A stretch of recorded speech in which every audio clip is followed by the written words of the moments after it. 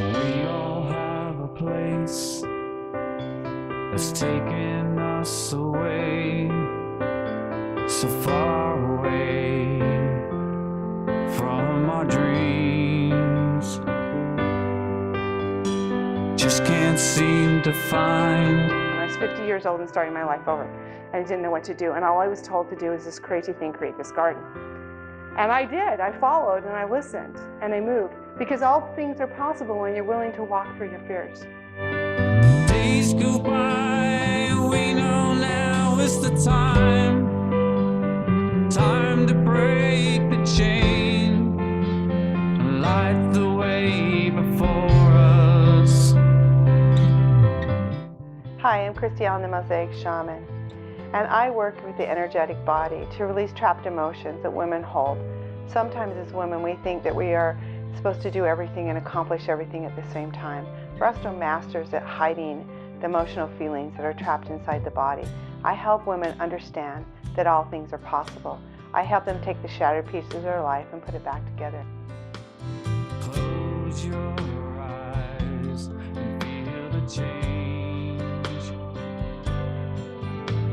The sun is rising up within our heart and soul. Giving all and letting go. Days go by, we know now is the time to break the chain, light the way before us.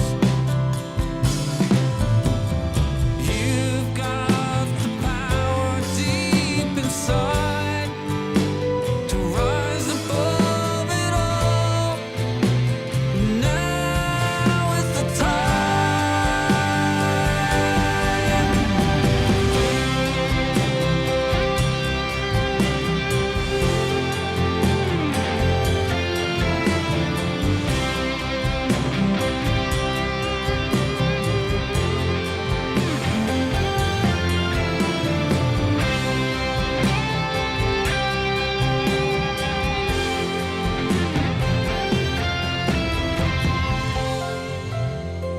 There's a path to peace deep within us all. Close your eyes and feel the change. Hi, this is Christy Allen, the Mosaic Shaman, and I am here today at Tyffany Howard's home outside of Sedona, Arizona, in Cottonwood, Arizona, on this beautiful lake. And we're here to do the show All Things Possible. And we're talking about how making them possible. And Tyffany has done just that. So Tyffany, tell me what it is you do in the art field. Oh my God, everything is art to me. I'm a poet, I'm an author, I paint, I speak, that's art. I'm just me. I think I'm art in itself. So. Oh, that's great, because we are human beings of art, Yes. creativity. Yes. And each one of us is so unique, it brings us all sorts of different energy in that art as well. Yes. That is fun. I like that. Good, so I'm a piece of art too. Yes, you are. And sometimes I feel a little bit more broken than others, and sometimes I feel more creative than others. Is that normal? Yes, it is. We're beings, spiritual beings in these human bodies, and these human bodies sometimes experience situations where we will term broken. So yes, Okay. we all go through it. I call it the human condition. Well, I love to take broken pieces of art and put it back together. Isn't that Plates, beautiful? break them, and that's what makes mosaics, and we're all a piece of that mosaic. So tell me about what your program is that you have with the tapping. The tapping, yes. Well, the tapping started in 2012. I actually came to Cottonwood, the Sedona Mago retreat, because I wanted to die. I had a broken heart, I was depressed, and at the Sedona Mago retreat, I like to say, like Humpty Dumpty, they put me back together again, and that was with meridian tapping. Well, a couple of years after that, a year or so, I ended up watching Nick Ortner's The Tapping World Summit and remembered, oh my God, that's the tapping, because I had stopped using the tapping.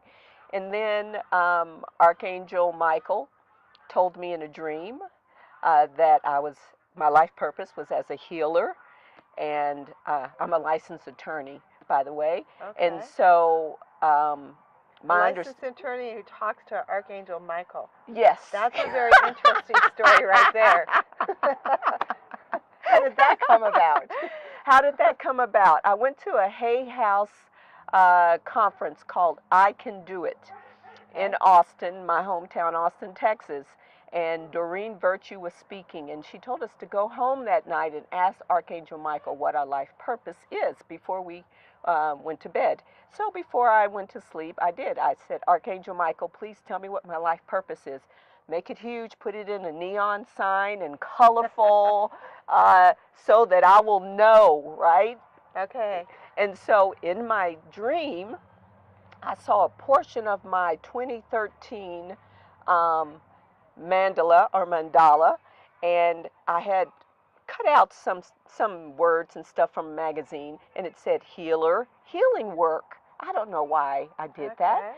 And that portion of my mandala showed up in my dream, and it was one word, healer. And so I woke up that morning and I said, oh, okay, you're saying my life purpose is a healer. Okay, I need confirmation. So and how did that come? Confirmation.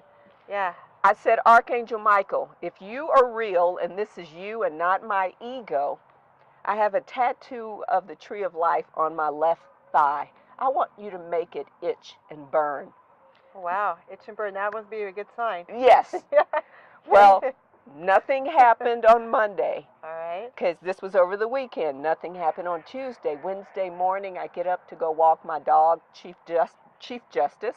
Yeah. And all of a sudden, the tattoo started itching and burning. It was excruciating pain. It hurt so much I fell to my knees and I yelled, stop it, I get it. And it stopped. And I said, oh, that's amazing. Shit, this is real. So I went to the courthouse. I told the judges that I would no longer be accepting any more cases. I was a criminal defense attorney. And I started on my path to learning about healing modalities and healing myself. Did they have any questions for you? They thought I was crazy. Yeah? And the rumor got around the You courthouse. told them about? No, I didn't. Okay, so you didn't tell them the Michael story. No, I didn't. They Michael. thought I was doing aromatherapy. That was the rumor. Oh, she's going to do aromatherapy. But, you know. Well, in a sense, yes. Yes.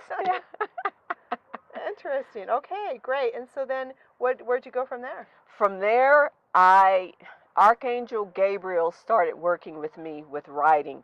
It's funny because in 2012 I did this psychic soul healing work with this gentleman John Bailey out of Canada, and it's actually psychic soul surgery. And he told me that my angels are telling me you're going to write 1, maybe 2 books, and I said I don't believe it. I'm a lawyer. Yeah, logic and logic. Yes. This is illogical for your mind. I'm sure your mind went through a lot of stuff. I mean, being a lawyer and coming from the logical of everything, and now. But before even about the book, so were you always a spiritual person from a child? Yes. Okay, from your. My mom said from the age of 3, I was saying things that a 3-year-old shouldn't be saying, or at that age of maturity that a 3-year-old wouldn't say. So did you find any conflict with being on a spiritual path and you're going to I Can Do It and being a lawyer, prosecuting attorney? Is that what you said? I was a prosecutor as well, but at the time I was a criminal defense attorney. So even more yes. into what I would say would be a different category than spirituality, but is there spirituality in that? I used my spirituality, and yes, I felt it was my karma to represent my clients and to show them and show the system a different type of lawyer.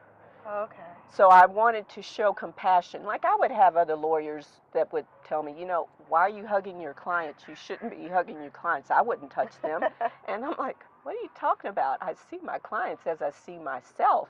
And that's what I wanted. I wanted my clients to know that this is a situation. It's not who they are. I see the light in them because I see the light in, I saw the light in myself. I imagine you touched a lot of people's lives then in that process in the field of being a lawyer. I mean, you never know where it's going to ripple out, but Right. yeah. I would say so. I say that based on the fact that I have clients who, when they went off to prison, they would write me letters and they would tell me, you were the best attorney. They're in prison. Because And you were coming from your heart. Yes. Yeah, not your mind. Oh. Yeah. Yeah. So you were a healer then, just in a different form. Yes. I didn't know that until this year. Oh, okay. Yes, that came to my awareness. I was a healer then. Maybe Archangel Michael wasn't telling me to stop, practicing law, to take a sabbatical. Maybe he was telling me you're a healer and you're healing now. But yeah. I got that I was supposed to leave the legal profession for a while and then learn different other healing modalities. Was that an easy process? Oh my. It was initially, until I started having these thoughts of suicide in 2015, and that was because I wasn't a lawyer. You see, I had become attached to the personal identity. I'm a lawyer, and if I'm not a lawyer, then who am I? Then you don't exist without. Yeah, I can relate to that. I was a housewife, and I was a mother, and I was a wife, and without being a wife, who am I? Yes. Yeah. Yeah. It was painful. Very much. I thought I was going to die. Oh, wow. In that relationship, and I thought I was going to die when I left it. Did you have those kind of feelings? Because here you are in it, knowing that this isn't working, but leaving it seems impossible. Oh, I did. January of 2015, I went over to my mom's house. I got some rat poison. I prepared to give the poison to my dog, Chief Justice, and to myself. And then enlightenment again, or awareness, came in. So you have this desire, and you're actually able to talk to people about committing suicide. Yes. Because people pretend that they don't. Do you think a lot of people think about that? Oh, most definitely. Most definitely. Lawyers, quite a bit. Yeah, it's an issue. It's a big issue, crisis in the legal profession. But I made a video about my wanting to commit suicide, and I had. And what did you do that for? Well, I did this video blog called Lezz Talk, because I'm experiencing this lifetime as a woman who loves women. Okay. So I did this video blog that's was picked up by Diva magazine in Europe and London, and Curve magazine in Australia and United States. And so they published my blog for a while, but I did one segment on suicide, and so many women in the gay, lesbian community reached out to me, and I actually had one woman told me that I saved her life that day. I think speaking about it does do that. Yeah. Yeah, I had an experience as well, because I've had thoughts of suicide in my life a few times, and I actually was able to work with a client that had that going on. Yes. In his life, or the thoughts of it. Right. Yeah, which comes first, and we talked about that, and we actually did a little bit on the radio, and one of the things he said is that I sat by him on the ledge when other people were telling him to jump or get away from the ledge, and I could sit there and talk to him about it because I'd been there. So I think that's what brings us. I know that's what everyone thinks. I know that's what brings us into ability to heal people, when we're open and saying, "This is who I am." Yes. This is who I am. Yes. I'm this beautiful woman who's lesbian, who tried to commit suicide, who's now healing, who's gone through this path. So you can reach out to so many people. Was that ever hard to just be who you are? Oh. Because sometimes it's hard for me to be who I am. So I'm wondering, has it been easy for you to be who you are? I will tell you no, and I will tell you why. Why in this lifetime I'm my authentic self.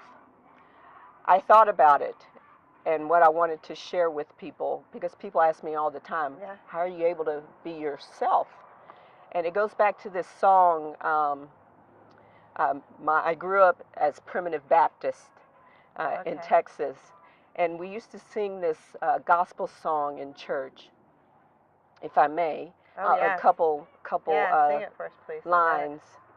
This may be my last time. This may be my last time, children. This may be my last time. It may be my last time. I don't know. And that brings tears to my eyes because we don't get it. This may be our last time. It may be our last time.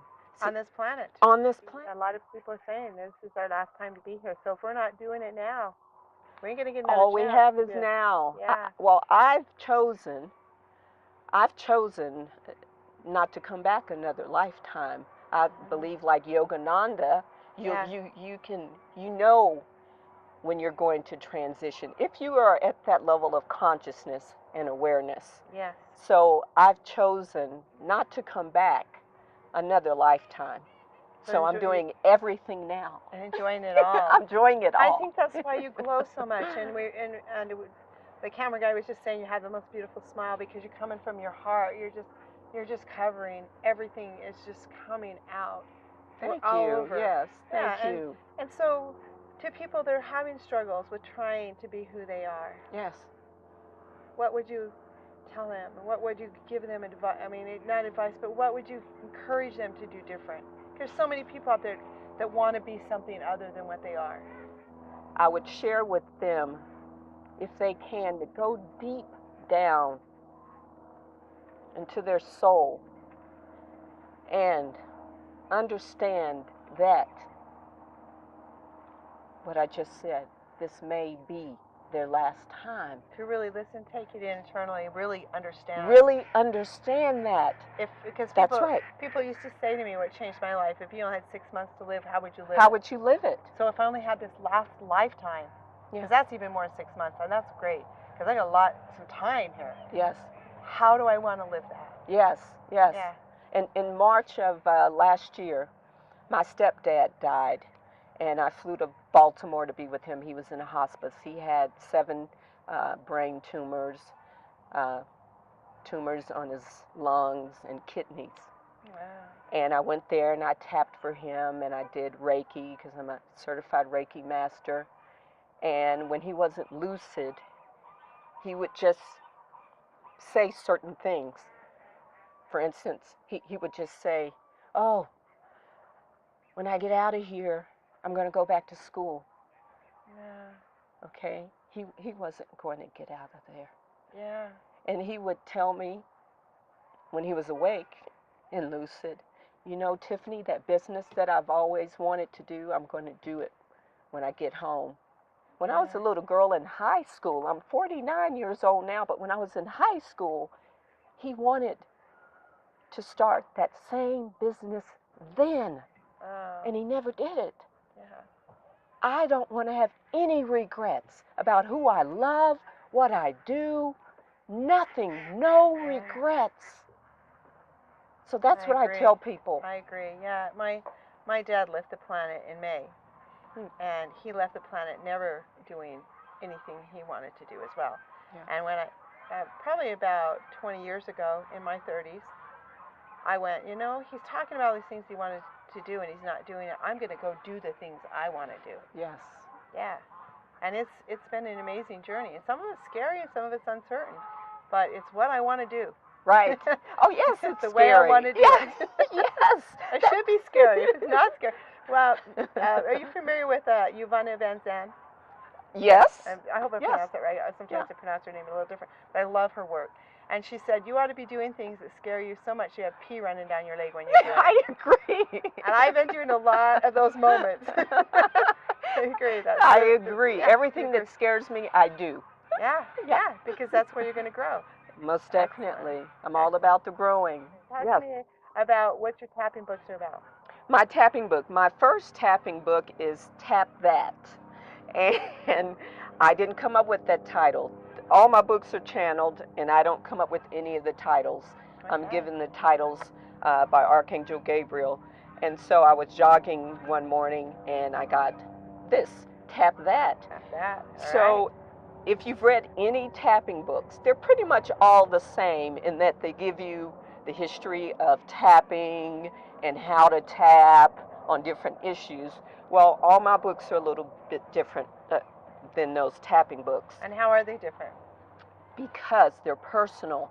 I give personal stories and situations that I've been through to help people to work out their issues. Like this particular book. The Tap That, deals with my experience in this body as an African American. Okay. And each chapter deals with a certain issue. I deal with the chapter on slavery and how slavery was created in the South and how we have to let it go. We have to let it go. Yeah. For all of us. Because we all have a history. Some of it's a little more, I want to say, offensive, sad than others. I'm Native American, so if I go into my history, we all have, and I'm Irish. There's a history there. So am I. Yeah, and then then I can go into the history of the Scottish and Welsh, and so much history. But if I hang on to those stories, which my family tries to pass on. Yes, exactly. Man, it was miserable to hang on to those stories. Yes. So tapping can help us release those stories. Tapping helps us release those stories. Tapping enhances our spirit, mind, body, emotional, physical, which is the body, and social. Yes, it does. I believe tapping, I know from experience that tapping helps heal spiritually, mentally, emotionally, physically, and socially. Wonderful. And what other books have you written? Because you did some other Yes. things besides tapping. It's so great. Well, most of them are tapping. My second book, Tap into Transformation, The Spirit, Mind, and Body Connection, I co-authored with best-selling author Sandra Kimler out of Australia. And all my tapping books give tapping exercises that you can do. And this book works on spirit, mind, and body. And also, it's personal. I give personal experiences, and then how you can use that to help with tapping. I like you bringing the personal stories into it. Thank you. So people can go, well, because your personal story may be your personal story, but it's everybody's story. I agree. Well, we all are one. That's right. So the story is all the same, just different situation and format. And I wrote a children's tapping book to help children with bullying. Can I see this? Yes. Oh, with bullying. So important. Tap That too, healing the death trauma, is to help people. We all are going to transition. Yeah, No one's getting out of here alive. No one's getting out of here alive. No one's getting out of here alive. Exactly. Yep. And this book helps people to understand what it means to die. I don't believe we die. We're infinite beings. We just move into another room. Okay? Yes, we become a different form. Not in this physical form, but a different form. So we really don't die. And I give experiences of how I have had to deal with death in different ways, from the experience of having an out-of-body experience. Yes. And also helping a soul to transition, to cross over into the light. And that was, oh my God, so much fun. Really? It was so much fun. Wow. How did that lead you to the art?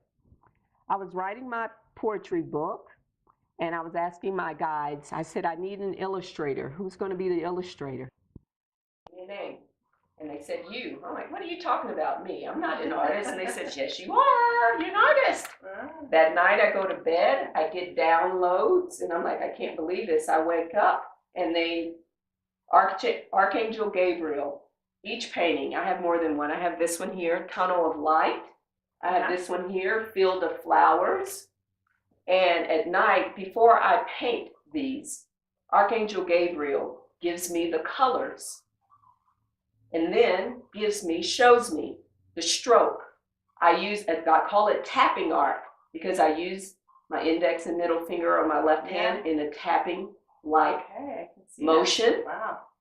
And they tell me as you can see, each one's different. The stroke is different because they tell me, Archangel Gabriel and my other creative guides and angels told me how to tap, which way to do it, which colors. All the colors are different. So does this work with healing? So you're tapping using the painting, the action, and how can this help? How can that help? Before I create the painting, we were outside. You saw the tree with the green chairs. Yes. Each of my paintings I painted over there. I go meditate. I bring up feelings. I call it tapping art, but they told me, I know, it's feeling art. I bring up feelings that I need to express and let go of. And as I bring up that energy, I tap it out. I let go of it. Can other people do this? I teach it. Yes, they can. All right. Most definitely. And so where do they come to learn how to do that? www.tyffanyhoward.com. And remember, Tyffany is spelled Tyffany. Okay, and we're having it at the bottom of the screen so you can see that. All right, Tyffany, it's been so nice to meet with you, and it's such a pleasure having a good, enlightening conversation. Because when we have conversation, it heals me, it heals you, and it heals the planet. Yes, it does. I agree. So go out and have conversation. Connect with other people. It's so important to do that. Connect and actually open up and lift up your skirts, because you've got gifts under there that you're hiding people need so that you can move forward on this planet. So thank you so much for joining us here, and all things are possible. Namaste. Namaste. There's a path to peace deep within us all. Close your eyes and feel the change.